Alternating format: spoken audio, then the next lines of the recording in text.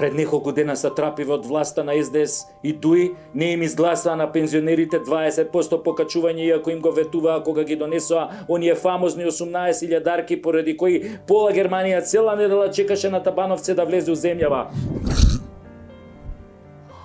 Истиот ден, СДС и ДУИ им го фукнаа традиционално и на земјоделците, но за нив некој друг пат кога врбата ќе роди грозие, а она истото ќе му го продадат на тиквеж.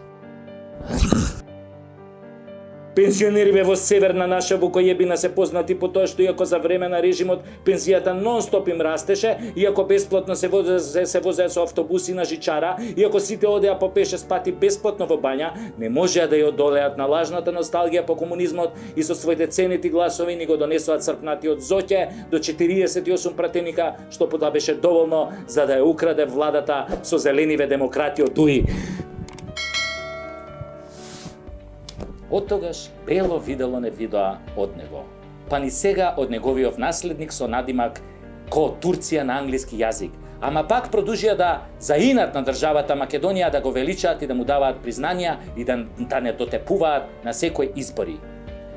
Ми се враќа онаа слика на оној џомити првоборецон кој веројатно 1941 година имал 3-14 години и се влечел за магарето, за опашката на крајот колоната, ама не му беше кусо да излезе на бина, да се гушка со црпнатиот и да вели како се борел за Македонија, за Северна Македонија.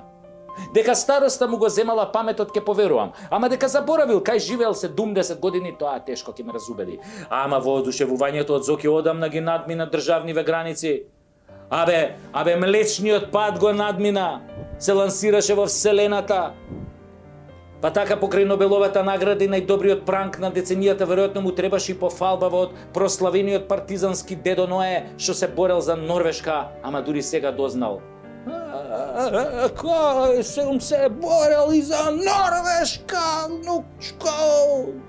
Слушам од покајани СДС-мовци дека Зоќе неколку пати сакал да им ги покачи пензиите, ама се пишманел велики, што ќе им бе пари на пензионериве, порано ги даваа на внуците, сега внуците им се во странство, доста им се и овие пензии.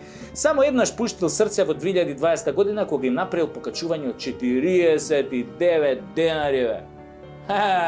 Што би рекол Аца Лукас, где си била кад сам био Нико? Зоќе, после тоа не можел да спие цела недела, се каел. Брзо потоа се вратил на старото добро безгрижно спиење, без мува да го лази кога од Филипче разбрал дека фондот се ослободил од 3000 пензионери по природен пат и тоа само во Скопје.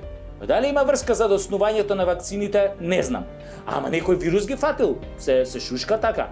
Но радоста кратко му траеше. Кога ги изгуби пензионерите, ги изгуби и гласовите на кои им даваше, на кои не им даваше буквално ништо.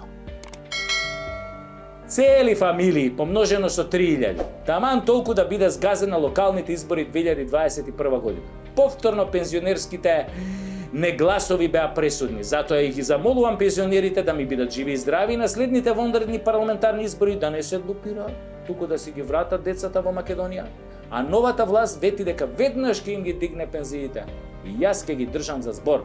Инаку и тие ќе бидат преку Тасевски, мислам ќе ми дојдат преку Тасевски, мислам во шоуво.